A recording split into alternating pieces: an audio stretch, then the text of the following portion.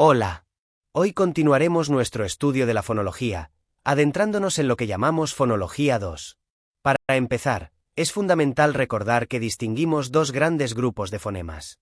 Por un lado, tenemos los fonemas segmentales, que como su nombre indica, son aquellos que podemos dividir o segmentar dentro de una palabra. Son las unidades básicas, las vocales y las consonantes. En español contamos con 24 de estos fonemas segmentales. 5 son vocálicos y los 19 restantes son consonánticos. 1. Fonemas suprasegmentales. Pero hoy nos centraremos más en el otro grupo, los fonemas suprasegmentales. A diferencia de los segmentales, estos no son divisibles. Son elementos que acompañan a las vocales y consonantes, produciéndose de manera simultánea con ellos. Se extienden, por así decirlo, por encima del sonido segmental individual. En español, reconocemos dos clases principales de fonemas suprasegmentales, el acento y el tono, que también conocemos como entonación o tonema. 2. El acento. Hablemos primero del acento. Este es un fonema suprasegmental que se manifiesta como la mayor fuerza de voz o intensidad con la que pronunciamos una sílaba específica dentro de una palabra. A esa sílaba la llamamos sílaba tónica. El acento es, por tanto, un rasgo prosódico ligado a la intensidad. Es importante saber que toda palabra en español, excepto algunas muy específicas como las átonas, posee una sílaba tónica y, consecuentemente, un acento. Una característica clave en español es que la posición del acento puede variar. Pensemos en depósito, deposito y depositó, y este cambio de posición a menudo diferencia significados, cumpliendo así una función distintiva crucial. 3. El tono y la entonación. Pasemos ahora al tono y la entonación. El tono está directamente relacionado con la vibración de nuestras cuerdas vocales. Cuando las cuerdas vibran, producimos sonidos sonoros, como todas las vocales y algunas consonantes, y cuando no vibran, producimos sonidos sordos, otras consonantes. El tono, entonces, tiene que ver con la frecuencia y la sonoridad que resulta de esta vibración. La entonación, por su parte, se refiere a la curva melódica o la inflexión que le damos a nuestra voz, especialmente al final de una frase u oración. Esta inflexión final, que llamamos tonema, puede subir, bajar o mantenerse más o menos estable, y esto depende mucho de la intención comunicativa o del tipo de oración que estemos formulando. 4. Tipos de inflexión tonal. Esta inflexión final o tonema puede adoptar tres formas principales. 1. Ascendente. La melodía sube al final. Es muy característica de las preguntas cuya respuesta esperada es un sí o un no, interrogativas absolutas o totales. 2. Descendente. La melodía baja al final. Esta es la más común y la encontramos en afirmaciones, oraciones enunciativas, en exclamaciones, en órdenes, imperativas, y también en las preguntas que empiezan con pronombres como qué, quién, cuándo, etc., interrogativas pronominales o parciales. 3. Horizontal. La melodía se mantiene relativamente estable, sin una subida o bajada marcada. Es típica de cuando dejamos una idea en suspenso o una oración inconclusa. 5. Inflexión tonal en oraciones interrogativas. Es particularmente interesante ver cómo funciona la entonación en las preguntas directas. En las totales o absolutas, las de sí, no, donde a menudo el verbo inicia o es prominente, la inflexión final es ascendente. Por ejemplo, ¿tienes el formulario? La voz sube al final.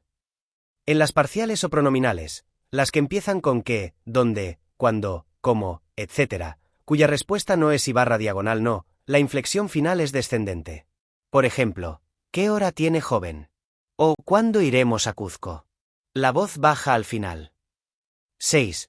Función distintiva del tono. Esto nos lleva a la función distintiva del tono, o más bien, de la entonación final. La curva melódica puede cambiar por completo el tipo de oración y su intención, aunque usemos las mismas palabras. Si yo digo Marina guardó su dinero, con entonación ascendente, estoy preguntando. Pero si digo Marina guardó su dinero, con entonación descendente, estoy afirmando. La melodía marca la diferencia. 7. La sílaba. Pasemos ahora a una unidad fundamental, la sílaba. La sílaba es la unidad básica en la que se estructuran las palabras al hablar. Toda palabra consta de, al menos, una sílaba. Es el resultado de segmentar o partir la palabra siguiendo ciertas normas de pronunciación. Y claro, clasificamos las palabras según su número de sílabas, monosílabas, bisílabas, trisílabas, etc. Estructuralmente, toda sílaba, sin excepción, necesita una vocal, que actúa como su núcleo. Las consonantes que puedan acompañar a esa vocal se llaman márgenes. Puede haber un margen antes de la vocal, margen silábico anterior, o un margen después de la vocal, margen silábico posterior. Por ejemplo, en pan, A es el núcleo, P, el margen anterior, y N, el margen posterior. 8. Silabeo ortográfico. Para dividir correctamente las palabras en sílabas al escribir, lo que llamamos silabeo ortográfico, debemos seguir algunas reglas clave. Una consonante que esté entre dos vocales siempre se agrupará con la segunda vocal. Por ejemplo, suboficial se divide suboficial. La letra H, como no tiene sonido propio, no impide que se formen diptongos o hiatos entre las vocales que la rodean. Es como si no estuviera para efectos de unión o separación de vocales. Por ejemplo, inhumano es inhumano, y prohibido es prohibido, formando diptongo o i. La letra X entre vocales también se va con la segunda vocal. Examen es examen.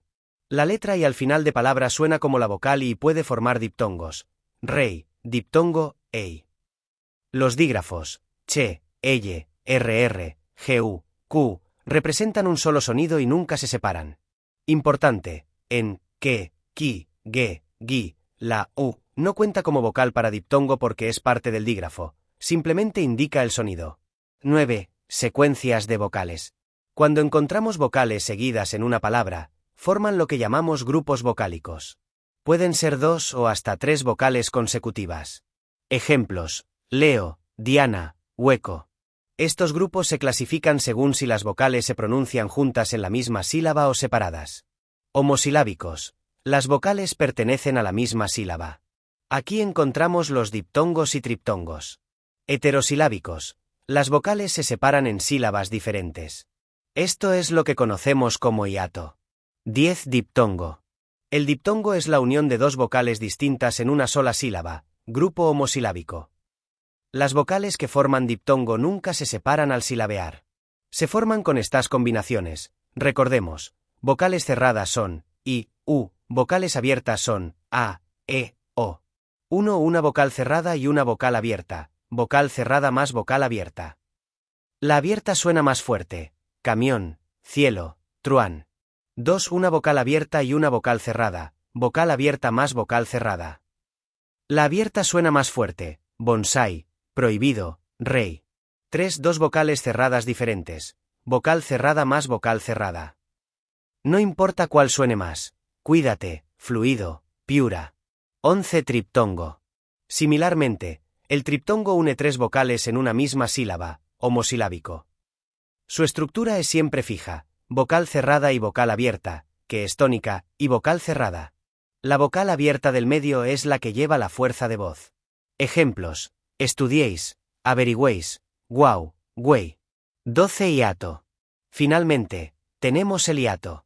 Aquí, las vocales contiguas se separan en sílabas distintas, grupo heterosilábico. Hay 2 tipos principales. 1. Hiato simple, se da cuando se juntan. O 2 vocales abiertas, vocal abierta más vocal abierta, sean iguales o diferentes. Siempre se separan, tráelo, alcohol, tarrea. O 2 vocales cerradas iguales, vocal cerrada más vocal cerrada. Siempre se separan, chiita, dumbiro. 2. Hiato acentual, este es muy importante. Ocurre cuando se junta una vocal abierta con una vocal cerrada, y la vocal cerrada es la que lleva la fuerza de voz, es tónica. No importa el orden, vocal abierta más vocal cerrada o vocal cerrada más y vocal cerrada. En este caso, siempre se separan en sílabas distintas, y la vocal cerrada tónica siempre debe llevar tilde, incluso si las reglas generales de acentuación no lo exigieran. Ejemplos: oído, país, huancaína, grúa, confíes, río. Bueno, esto cubre los puntos esenciales de hoy. Es mucha información, así que repasen estos conceptos con calma.